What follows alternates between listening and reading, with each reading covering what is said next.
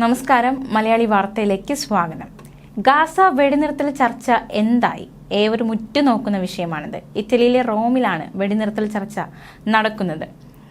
എന്തുകൊണ്ട് ഇത് എങ്ങും എത്താതെ പോകുന്നു എന്ന ചോദ്യം ശക്തമാണ്. വെടിനിർത്തൽ ചർച്ച ഇസ്രായേലിന്റെ ചില ആവശ്യങ്ങളിൽ തടഞ്ഞു നിൽക്കുന്നുവെന്നാണ് പുറത്തുവരുന്ന വിവരങ്ങൾ സൂചിപ്പിക്കുന്നത്. ഗാസ ഈജിപ്ത് അതിർത്തിയിലുള്ള ഫിലാദൽഫി ഇടനാഴി എന്നറിയപ്പെടുന്ന സ്ഥലത്തും ഗാസയുടെ തെക്കും വടക്കും വേർതിരിക്കുന്ന ഹൈവേയിലും സൈന്യത്തെ നിലനിർത്തണം. ഇതാണ് ഇസ്രായേൽ ഉറച്ചു നിൽക്കുന്ന ഒരാവശ്യം. ഈ ഒരു ആവശ്യം പക്ഷെ അംഗീകരിക്കാൻ ഹമാസ് തയ്യാറല്ല. അതുകൊണ്ട് തന്നെയാണ് ഈ ചർച്ച എങ്ങും എത്താതെ പോകുന്നു എന്നത് വിലയിരുത്തൽ ഇപ്പോൾ വരുന്നത്. ഇസ്രായേൽ എടുത്തിരിക്കുന്ന നിലപാട് വെടിനിർത്തൽ യാഥാർത്ഥ്യമായാലും ഈ ഭാഗത്ത് നിന്ന് പിന്നോട്ട് പോകില്ല എന്നാണ്. ഇസ്രായേൽ പദ്ധതി ഭാവിയിൽ ഹമാസ് ആയുധങ്ങൾ കടത്തുന്നതും തുരങ്കങ്ങൾ നിർമ്മിക്കുന്നതും നിരീക്ഷിക്കാൻ സെൻസറുകൾ സ്ഥാപിക്കുകയുമാണ് എന്നാണ്.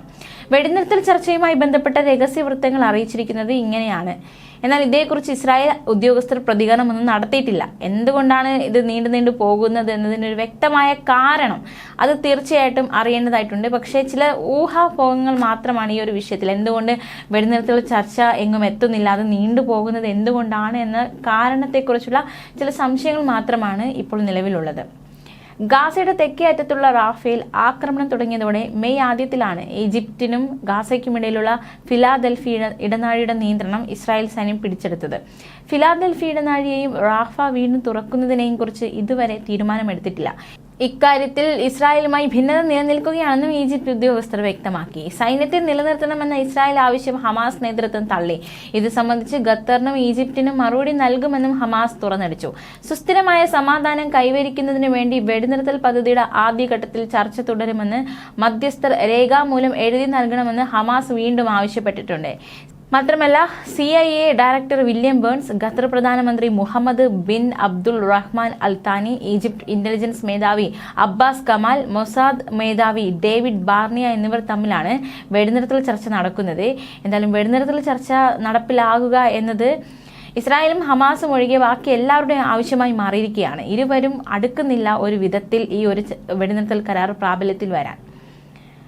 അതേസമയം ലെബനിൽ നിന്ന് ഏകദേശം 12 കിലോമീറ്റർ തെക്ക് സിറിയൻ അതിർത്തിയോട് ചേർന്നുള്ള ഡ്രൂസ് പട്ടണമായ മജ്ദൽ ഷാംസിൽ കുട്ടികളും കൗമാരക്കാരും കളിക്കുന്ന ഫുട്ബോൾ മൈതാനത്തിലേക്ക് ഹിസ്ബുള്ളയുടെ റോക്കറ്റ് പതിച്ച് 12 കുട്ടികൾ കൊല്ലപ്പെട്ടിരുന്നു.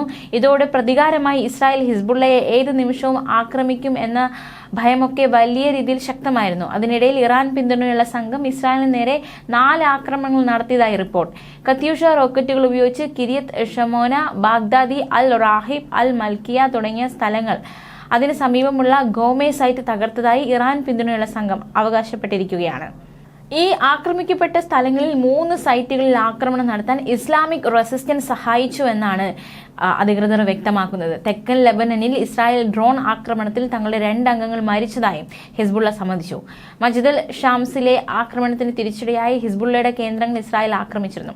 എന്നാൽ മജ്ദൽ ഷാംസിലെ ആക്രമണം തങ്ങൾ നടത്തിയിട്ടില്ലെന്നാണ് ഹിസ്ബുള്ള തുറന്നടിച്ചത്.